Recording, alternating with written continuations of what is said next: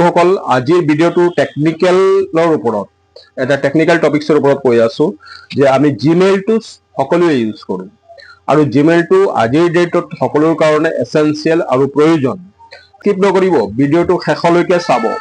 All mail আমি কেনেকৈ delete কৰিব পাৰি সেয়া দেখুৱাম, অল মেইল কেনেকৈ সিলেক্ট কৰিব পাৰি সেয়া দেখুৱাম। গতিকে ভিডিঅ'টো শেষলৈকে চাব, লাষ্টত গৈ সেইখিনি আপোনালোকে নিজেই বুজিব পাৰিব আৰু নিজৰ মেইলবিলাক নিজেই ডিলিট কৰিব পাৰিব, নিজেই মেনেজ কৰিব। এই ডেটত সবৰে দৰকাৰ, সবৰে প্ৰয়োজন, কিয়নো আমি যেতিয়া এটা মোবাইল ইউজ আমি সকলোৱে কৰোঁ। যেতিয়া এটা নতুন মোবাইল লওঁ তেতিয়া আমি প্ৰথম জিমেইল একাউণ্টটো দি পেলাই আমাৰ মোবাইলটো ছেটআপ কৰোঁ।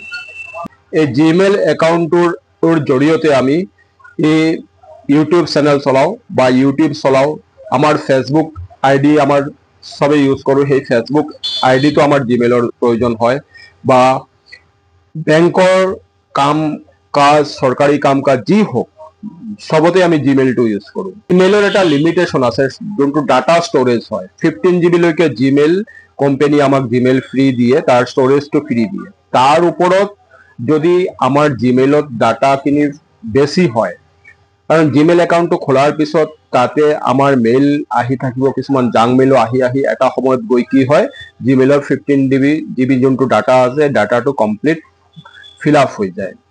বা আমি যেতিয়া মোবাইলত কিছুমান আমাৰ জিমেইলৰ লগত কেতিয়াবা গুগল ড্ৰাইভটো সেট কৰা থাকে, যেতিয়া আমি মোবাইলত ফটো তোলো সেইখিনিও গুগল স্পেচত গৈ বা জিমেইলত গৈ সেট হয়, তেতিয়া গুগলৰ যোনটো জিমেইলৰ যোনটো 15 GB ডাটা ষ্ট'ৰেজ আছে সেই ডাটা ষ্ট'ৰেজখিনি খতম হৈ যায়।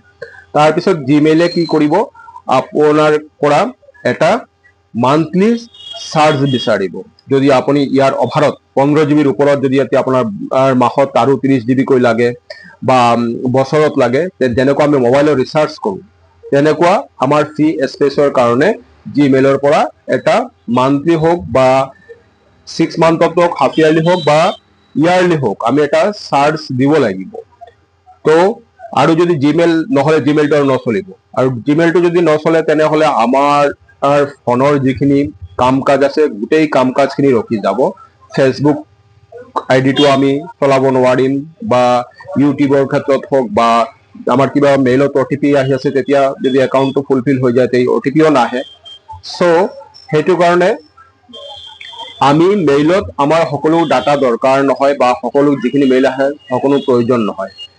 যিখিনি আনপ্ৰয়োজনীয় মেইল আছে সেই মেইলখিনি যদি আমি 15 GB যদি ডাটা আমাৰ ফুলফিল হৈ যায়, তাৰপিছত সেই মেইলখিনি আমি ডিলিট কেনেকৈ কৰিম সেইটো হৈছে মেইন প্ৰশ্ন। সবে চাব লাষ্টলৈকে কেনেকৈ ডিলিট কৰিম একেলগে, কাৰণ এই 15 GB ডাটা যিখিনি জিমেইলত যিখিনি মেইল আহিব সেই গোটেইখিনি যদি মেইল আমি ডিলিট, ইয়াতে 1 লাখ 1.5 লাখ 2 লাখ লৈকে মেইল থাকিব পাৰে। সেই মেইলখিনি যদি আমি ডিলিট কৰিব যাওঁ তেনেহলে আমি ডেইলি ডিলিট কৰি থাকিলে, কন্টিনিউ এমাহলৈকে ডিলিট কৰি থাকিলে সেইখিনি আপুনি ডিলিট কৰিব নোৱাৰিব। তো গোটেইখিনি মেইল আমি কেনেকৈ সিলেক্ট কৰিম, আমি যদি পেজ মেইলটো খুলি পেজত সিলেক্ট কৰোঁ তেনেহলে 50টা মেইল, 50ৰ ওপৰত মেইল সিলেক্ট নহয়। এই 50টা মেইল সিলেক্ট হ'ব, আপুনি 50টা ডিলিট কৰিলে, নেক্সট কৰিলে আকৌ 50টা সিলেক্ট হ'ব, 50টা কৰিলে এনেকৈ 50টা মেইল আপুনি ডিলিট কৰোঁতে ভাগৰি যাব। তো একেলগে গোটেইখিনি মেইল কেনেকৈ ডিলিট কৰিব বা একেলগে গোটেইখিনি মেইল কেনেকৈ সিলেক্ট কৰিব এয়া ভালদৰে চাব ভিডিঅ'। গাইজ, গুগল ক্ৰমত গৈ যেতিয়া আমি জিমেইলটো অপেন কৰিম তেতিয়া এনেকুৱা ইণ্টাৰফেচ আহিব। তাতে আমি ক্লিক কৰিলে একেবাৰে স্ক্ৰল ডাউন কৰিম, তললৈ চাওক, ইয়াতে 15 GB দেখাই আছে। তাৰ ভিতৰত 7 GB অলৰেডি ইউজ হৈছে। ইয়াৰ পিছত যদি আমি ক্লিক কৰোঁ তেনেহ'লে এনেকৈ দেখাই আছে, মান্থলি টাৰিফ দেখাই আছে 59 rupees মান্থলি, এনুৱেলি 589 rupees।